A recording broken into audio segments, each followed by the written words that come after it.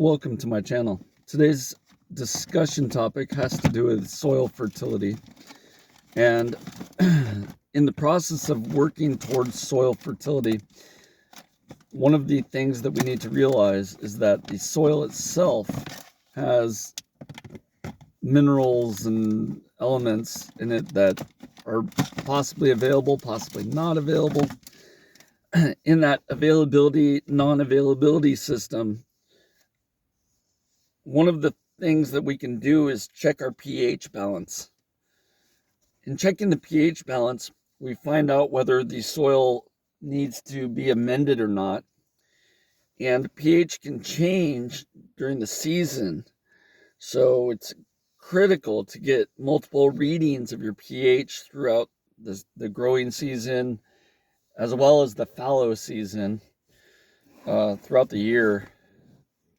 And what I mean by that is when soils are dry and don't have a lot of moisture, they're going to tend closer to alkalinity, whereas soils that are wet or waterlogged are going to tend closer to acidity.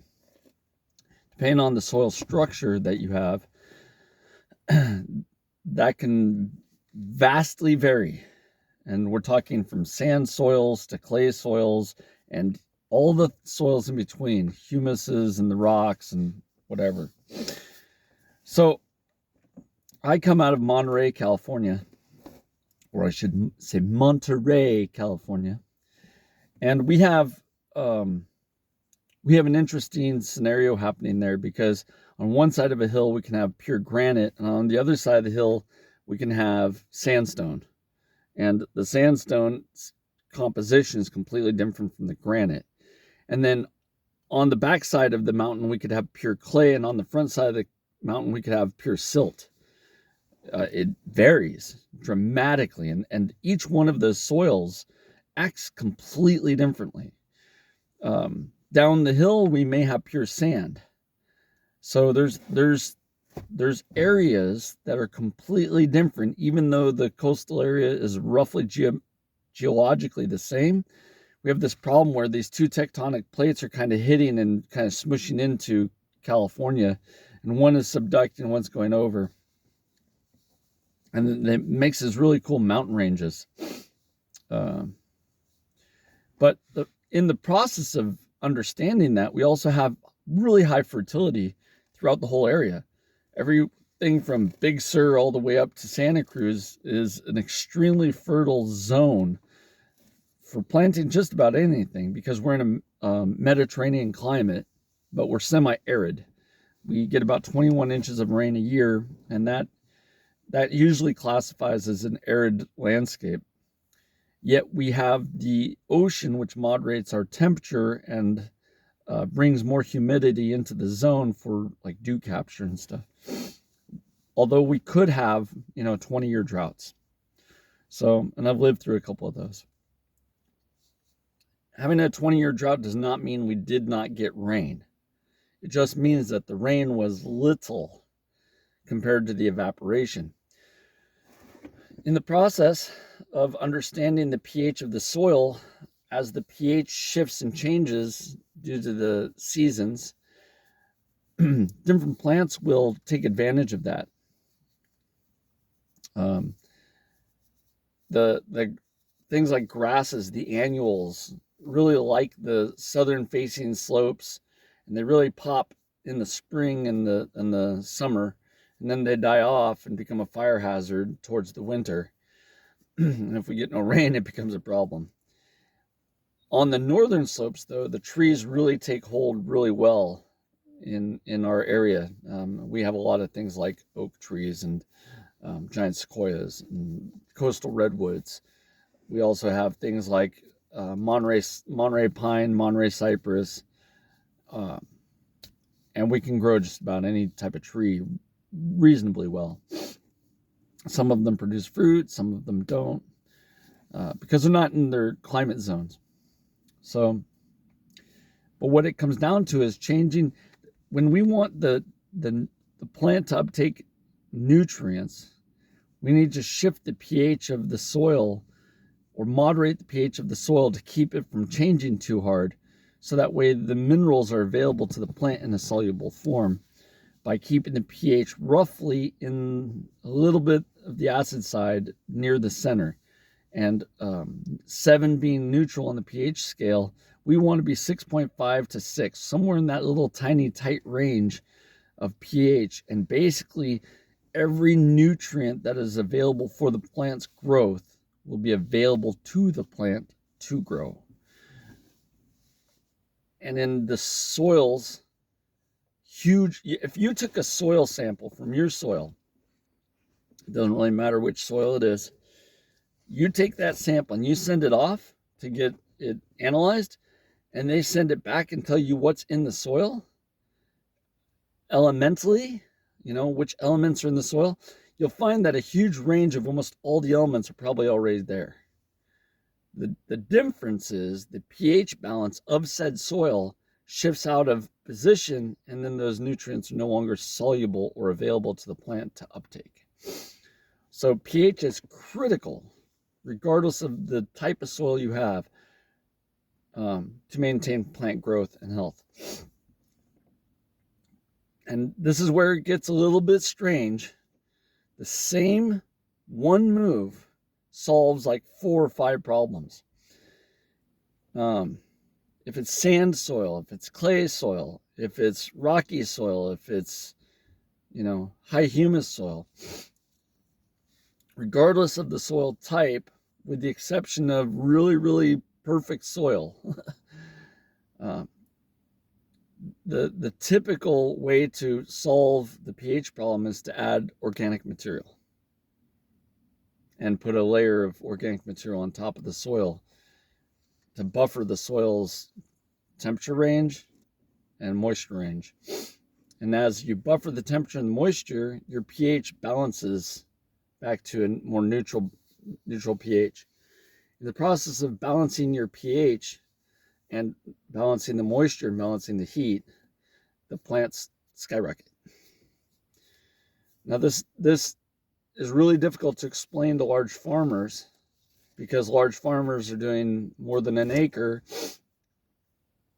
more than 100 acres, more than 1,000 acres, and you really cannot tell them that because one side of their field is clay and the other side is sand, that the same thing will work for them across the whole field, because they don't want to hear that. All they want to know is, can I get my plow through it? And can I get seed in it? And how much is it going to cost me to do this, to grow a crop with water, and what nutrients I have to put into the soil, and how much fertilizer and waste. It becomes too complicated for a farmer on a large scale.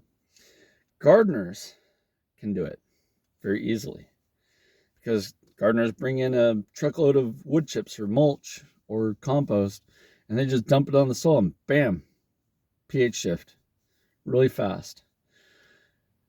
At scale, over an acre, it gets extremely expensive to do so. And farmers don't want to hear about that. They don't want to hear about the expense. So changing soil structures on a small scale is very easy and relatively inexpensive. Changing soil structures on a large scale has to have a very different conversation with the farmer.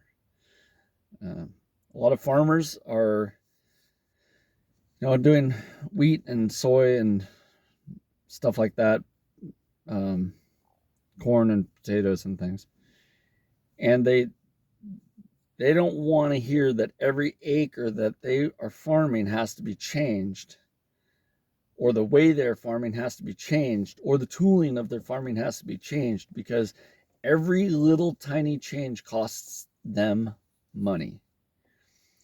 And one of the simplest ways to get their systems to work better, doesn't matter where they are in the world, regardless of whether it's in Canada or Mexico or South America or Africa or Middle Europe, Spain, Portugal, Russia, China. It does not matter where they are in the planet. Adding carbon, pure carbon, to the subsoil helps fix it. adding humus material on top of the soil fixes it. So these are really critically important ideas to think about, because farmers are spending an ungodly amount of money trying to make plants grow, and they're working really hard at it when they could learn how the pH balance could be shifted and they could work less. Or they could learn to intercrop, if you're going to go for wheat and your first crop is going to be clover, even though it's not a croppable crop, it's just ground cover. Clover goes in, and then you put in maybe a buckwheat that's not as useful, quite as useful. And then after the buckwheat, you put in a standard wheat, and you don't crop the clover, but the buckwheat starts growing out of the clover. And as it gets to a certain level of maturity, the farmer comes and just tops them, lets them die out. And as he tops them and has them die out, he drops the wheat that he wants in there. And that wheat will take over the position of the other plants, and they'll take off. And so doing, he's kept the soil from drying out from the sun. He's reduced moisture loss from evaporation, and he's grown 3 crops. And the third crop, which is the one his target crop is, will benefit from the other crops, loosening the soil and putting moisture deeper into the soil and maintaining the soil temperature and moisture.